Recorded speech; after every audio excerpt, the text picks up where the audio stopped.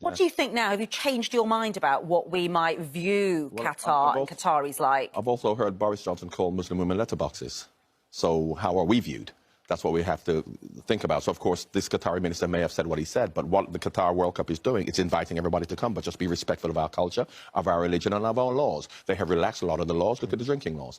You can drink, but the fact that you now can't drink in a stadium for 90 minutes, we're trying to beat them with a stick. As much as they've relaxed those drinking laws, can we not do without alcohol for 90 minutes? It turns out you can drink if you're very rich and you're in a corporate hospitality box, but not if you're those Welsh fans who are out in their fan zone this morning. To be honest with you, it's a bit similar when you go to a lot of the Premier League matches, whereby they can't afford to be drinking, but in the corporate boxes at some clubs they can. And secondly, you look at situations like, for example, the Crusader debate as to whether the outfits. And you know that the way that Crusaders are viewed in that part of the world, it's very similar if somebody was going to come to a football match and wear a Nazi uniform. Do you think, though, John, I mean, because the expectation, the hope is that by spreading football to all the different corners of the world, you grow the game. That's the reason they've got it there.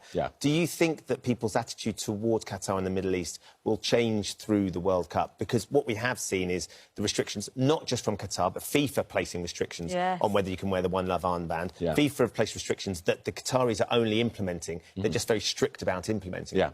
Do you think that is going to change people's perspective? Football can't change people's perspective. Life changes your perspective. Is football changing perspective here because the players took a knee? No. You have to look at it from an institutional point of view, from a societal point of view, from a moral, intellectual point of view, from a colonial point of view in terms of what we believe and others believe.